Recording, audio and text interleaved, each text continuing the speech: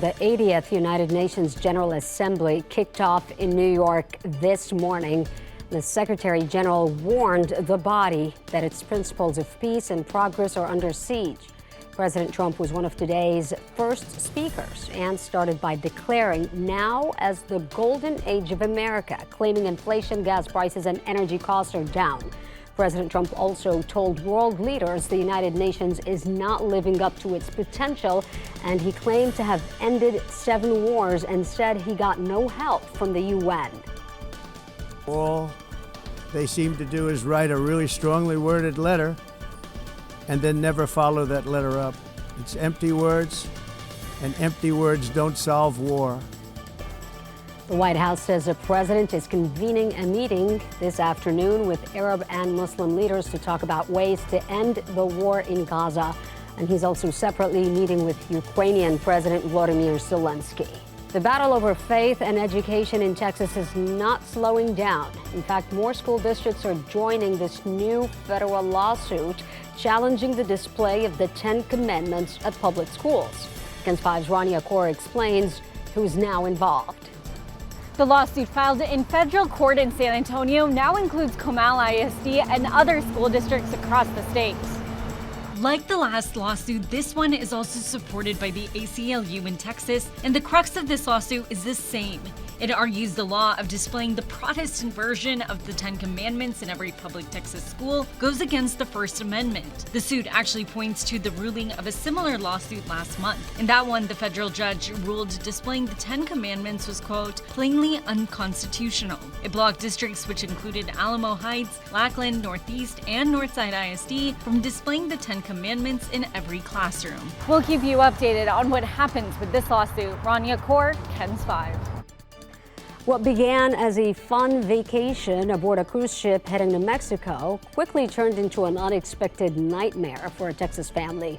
Apparently, a woman suffered a medical emergency on board the ship, and the cost to treat her has now exceeded $13,000. Troy Kless explains what happened.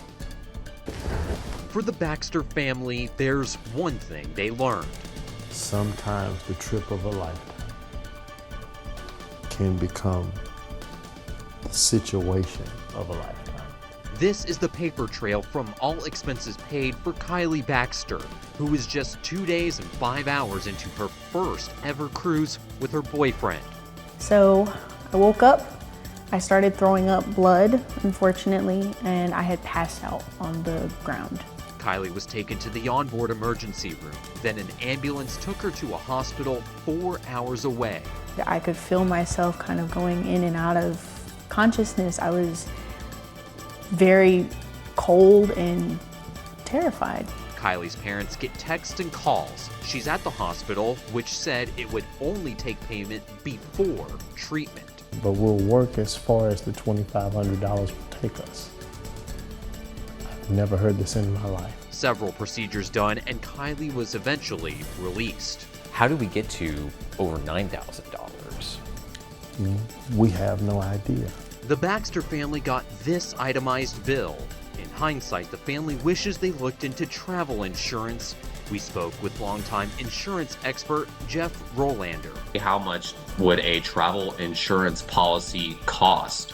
Yeah, and that's a very good question. And it can differ depending on the provider and the kind of policy that's purchased. Policies can cost hundreds of dollars and cover medical expenses or the trip itself, a trip that the Baxter family won't forget.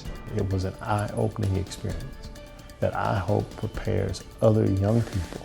A GoFundMe has helped recover the costs, but the family hopes others can be prepared to avoid the financial pain. It was a very, very scary experience, and my main thing that I do want to say is that I really wish I would have gotten the travel insurance. So a high school football player is being punished for unsportsmanlike conduct during a game. Here's what happened with that. A viral video shows the player jumping on another player on the opposing team. The teen knocked down the player and then belly flopped on top of him while he's lying on the ground. Ouch. He was brought to the hospital where they found he has a broken spine in 2 places. And as he was released from the hospital, he's now recovering at home. He's out at least for this season. We don't know if he's going to be able to play again. He should and will make a full recovery. Neither district specified exactly what sort of disciplinary action was taken against the Kalamazoo player.